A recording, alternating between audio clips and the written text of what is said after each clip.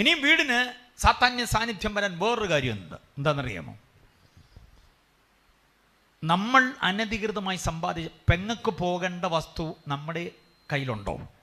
ആങ്ങളയ്ക്ക് പോകേണ്ടത് നമ്മൾ വിദഗ്ധമായി അടിച്ചു മാറ്റിയിട്ടുണ്ടോ?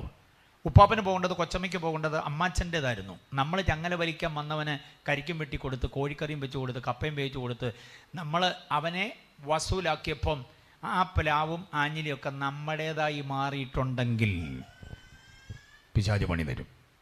എത്ര പേർക്ക് മനസ്സിലായി ഞാൻ പറഞ്ഞ കാര്യം?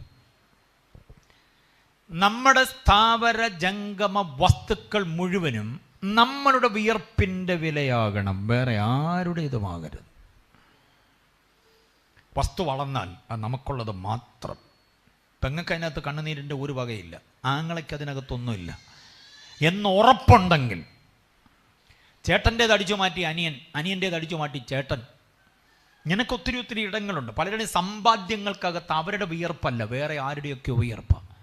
അവർ സ്വയം അങ്ങ് ഒഴിഞ്ഞ്, ഓ ചേട്ടനോട് മത്സരിക്കാൻ ഞാനില്ല, അവൻ എടുത്തോട്ടെ, ആ പ്ലാവ് വേണേ അവനങ്ങ് എടുത്തോട്ടെ, ആഞ്ഞിലി വേണേ അവനങ്ങ് എടുത്തോട്ടെ എന്നും പറഞ്ഞ് അനിയൻ ഒഴിഞ്ഞതാകാം, ചേട്ടൻ ഒഴിഞ്ഞതാകാം, പെങ്ങൾ ഒഴിഞ്ഞതാ. എൻ്റെ കുഞ്ഞാങ്ങളെ അല്ലേ, അവൻ എന്നോടല്ലാതെ പിന്നെ ആരോടാ, നാട്ടുകാർക്ക് എടുക്കാൻ പറ്റുമോ, അവൻ എൻ്റെ എടുത്തോട്ടെ എന്ന് പറഞ്ഞ് പെങ്ങൾ വഴക്കുണ്ടാക്കാതെ ഒഴിഞ്ഞത് കൊണ്ട് നമ്മൾ മിടുക്കനായതാണെങ്കിൽ ആരവകാശം പറയും?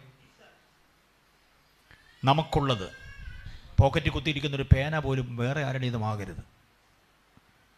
അടിച്ചുമാറ്റി ഒന്നും നമ്മുടെ വീട്ടിലുണ്ടാകരുത്. കണ്ടിഷ്ടപ്പെട്ടു, നമ്മളെ നിങ്ങൾ എടുത്തുകൊണ്ട് പോകുന്നു.